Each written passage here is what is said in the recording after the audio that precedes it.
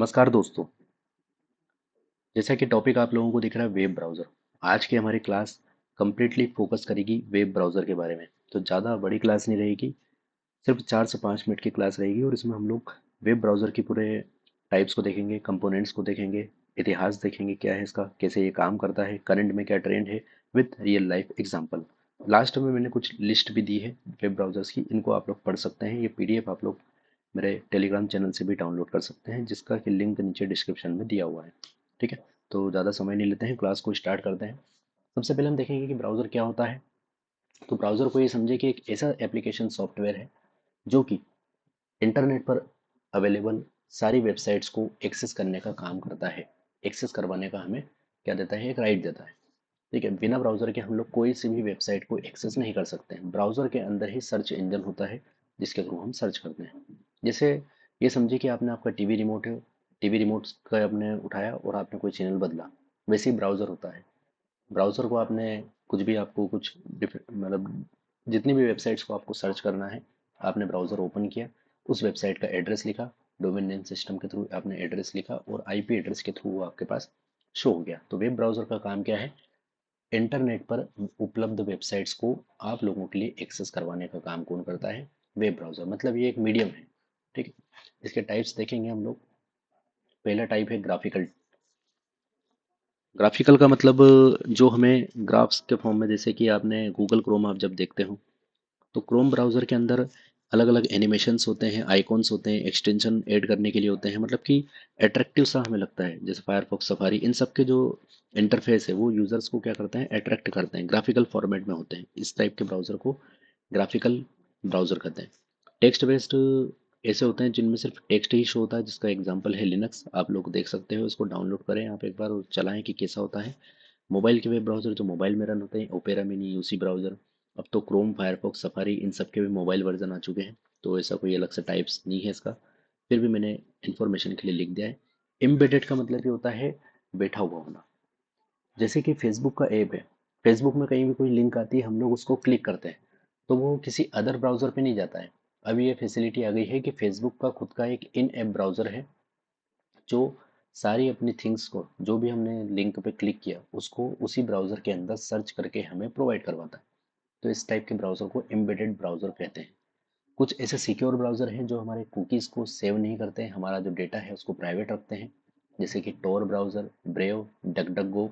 इनको आप play store से फ्रीली इंस्टॉल कर सकते हैं अपने मोबाइल में और इसका यूज़ आप देख सकते हैं।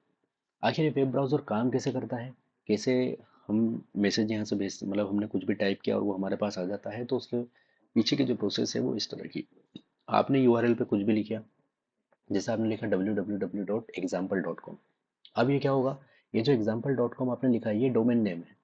इस डोमेन नेम का कोई पर्टिकुलर आईपी एड्रेस है। तो कहीं पर एक बॉक्स रखा है www नाम से, एक लाइब्रेरी है।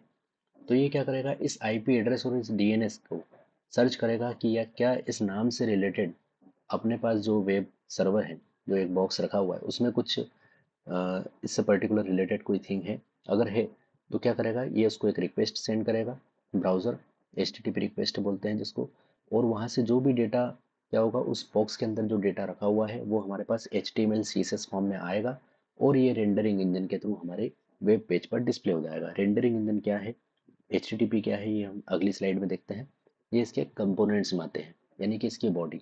ब्राउज़र बना कैसे, ब्राउज़र के अंदर क्या क्या चीज़ें होती है, जैसे हमारे शरीर की बॉडी है वैसे ही ब्राउज़र की भी एक बॉडी है। सबसे पहला है यूज़र इंटरफेस। मतलब जो हमें सामने दिख रहा है ब्राउज़र में, बस वही यूज़र इंटरफेस है। हम लोग क्या है, यूज़र। सामने जो दिख रहा है वो इंटरफेस है। यूज़र इंटरफेस जो ब्राउज़र की फर्स्ट विंडो जिस पे हम सर्च करने वाले हैं, जो भी हमें दिख रहा है वो क्या है, यूज़र इंटरफेस। ब्राउज़र का इंजन, जब हमने कुछ भी example.com लिखा और उसको सर्च किया तो ब्राउज़र इंजन क्या करेगा, रेंडरिंग इंजन से कम्युनिकेशन करेगा और आपको प्रोवाइड करने का काम करेगा। रेंडरिंग इंजन क्या होता है, रेंडरिंग इंजन जैसे मैंने जो बताया www नाम की एक लाइब्रेरी है, एक बॉक्स रखा है।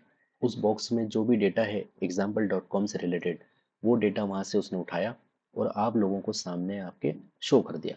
HTML और CSS के थ्रू जो बनी हुई फाइल होती है उसको शो करने का काम करता है रेंडरिंग इंजन। मतलब जो भी वेबसाइट आपको दिख रही है वो रेंडरिंग इंजन के कारण दिख रही है। नेटवर्किंग, आपने ब्राउज़र को कोई रिक्वेस्ट सेंड की, ब्राउज़र पे कुछ भी टाइप किया तो नेटवर्किंग के थ्रू ये कहाँ कम्युनिकेट करेगा, ये करेगा कम्युनिकेट उस वेब सर्वर यानी कि उस बॉक्स से, HTTP रिक्वेस्ट। ठीक है। फिर जावा स्क्रिप्ट इंटरप्रेटर जो भी आपके ब्राउजर में या फिर जो आपकी वेबसाइट है उसमें जो भी इंटरेक्टिव फीचर्स दिख रहे हैं उनको शो करता है जावा स्क्रिप्ट इंटरप्रेटर। अट्रैक्टिव फीचर्स मतलब कि वेबसाइट है, उस वेबसाइट में कोई स्लाइड्स चल रही हैं, कोई इमेजेस चल रही हैं, कोई वीडियो मूव हो रही है, तो इन सब के लिए जो रिस्पॉन्सिबल होता है वो जावा स्क्रिप्ट इंटरप्रेटर होता है।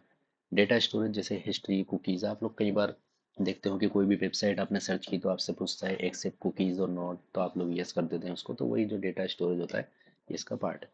इसकी वर्किंग कैसे होती है इसका मैंने फ्लो चार्ट भी बनाया है, तो आप लोग देख सकते हैं इसको। थोड़ा सा इतिहास को जान लेते हैं। सबसे पहले जो शुरुआत हुई डब्ल्यू की, किसने बनाया डब्ल्यू, टीम बर्नर्स ली ने 1990 में। जैसे डब्ल्यू बना यानी कि वो जो बॉक्स बना, लाइब्रेरी बनी, तो उसको एक्सेस करने के लिए क्या हुआ, कुछ ना कुछ ब्राउजर्स की रिक्वायरमेंट हुई कि इसको एक्सेस कैसे करें, कोई एक मीडियम होना चाहिए। तब से वेब ब्राउज़र अस्तित्व में आया है। 1993 में पहला जो ग्राफिकल ब्राउज़र था मोसेक था। 95 में माइक्रोसॉफ्ट ने भी अपना खुद का वेब ब्राउज़र बनाया। ठीक है। इंटरनेट एक्सप्लोरर जो आज भी प्रचलन में है, अब तो इसको अपडेट हो गया है, माइक्रोसॉफ्ट एज ने इसको रिप्लेस कर दिया है इंटरनेट एक्सप्लोरर को। माइक्रोसॉफ्ट एज में क्या है, गूगल क्रोम जैसा ही चलता है, ज़्यादा इसमें भी एडवांस फीचर्स हैं, जो हम लोग क्रोम चलाते हैं वैसे ही अब एज भी होता है। 2004 में फायरफॉक्स आया था। और आज के समय में तो कई सारे ऐसे वेब ब्राउजर्स हैं करंट में, जैसे एआई सपोर्टेड होते हैं, जैसे आर्क, ओपेरा, आप इनको यूज़ करोगे तो इनमें बिल्ट इन एआई असिस्टेंट होते हैं जो आपको असिस्ट करते हैं कि आपको क्या वेबसाइट आपको सर्च करना है तो किस तरह से करना है, कैसे आप एग्जैक्ट आंसर पा सकते हो, कैसे आप क्या कर सकते हो, ये सारी चीज़ें होती।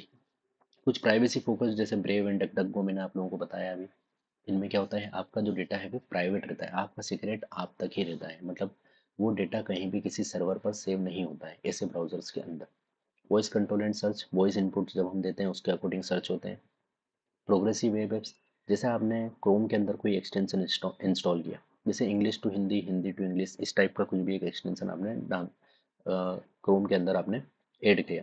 अब क्या होगा, अगली बार आपको जब भी इंग्लिश टू हिंदी या हिंदी टू इंग्लिश करना है तो आपको पूरा एड्रेस या उस टाइप का टाइप नहीं करना होगा, आप सीधे एक्सटेंशन को एक्सेस करेंगे, क्लिक करेंगे उस पर और वो रन हो जाएगा।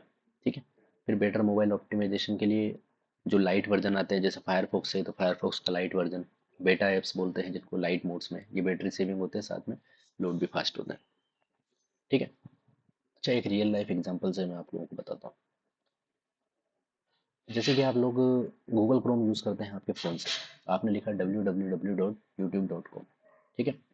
अब गूगल क्रोम क्या करेगा, यूट्यूब का आईपी एड्रेस को देखेगा कि क्या है इसका एड्रेस, उसका आईपी एड्रेस को वो क्या करेगा, यूट्यूब के सर्वर के पास एक रिक्वेस्ट भेजेगा उस आईपी एड्रेस के थ्रू। फिर सर्वर क्या करेगा, सर्वर youtube.com से रिलेटेड जो भी डेटा उसके पास होगा, वेबसाइट का डेटा, उस डेटा को आपके जो क्रोम है वहाँ पर डिस्प्ले कर देगा, यानी कि यूट्यूब का होम पेज खुल जाएगा। सिर्फ ये कुछ ही सेकंड्स के अंदर हो जाता है। ठीक है। तो आज की क्लास में हम लोगों ने जाना कि ब्राउज़र क्या होता है, एक ऐसा सॉफ्टवेयर जो कि वेब पेजेस को एक्सेस करता है और हमें हमारी वेबसाइट पर जो हमारी डिस्प्ले है उस पर शो करता है। इसके टाइप्स हमने देखे, graphical, text based, mobile, embedded और सिक्योर। ग्राफिकल का एग्जांपल हमने देखा क्रोम, टेक्स्ट बेस्ड में हमने देखा लिनक्स, मोबाइल में आजकल सभी सपोर्टेड है, ओपेरा, यूसी, क्रोम। एम्बेडेड जैसे फेसबुक का इनएप, सिक्योर जैसे द ओनियन राउटर, ब्रेव, डकडक।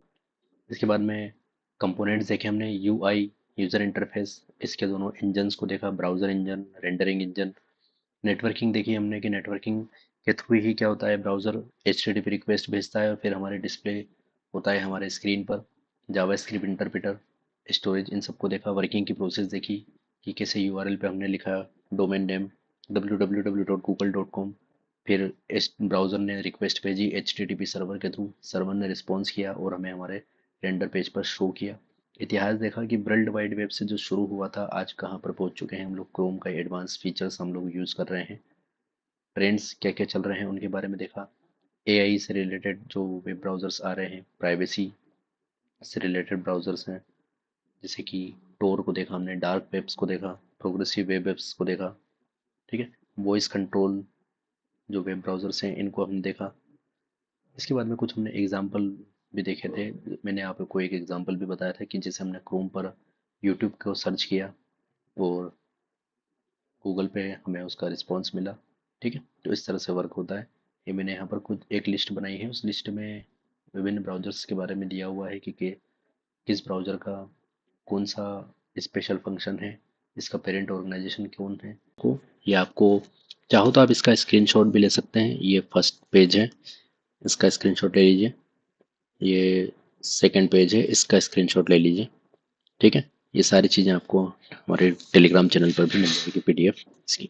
ठीक है, तो आज की क्लास को यहीं पर हम समाप्त करते हैं। अगर आपको वीडियो पसंद आया है तो इसे लाइक करें, शेयर करें और हमारे चैनल को सब्सक्राइब करें। Thank you.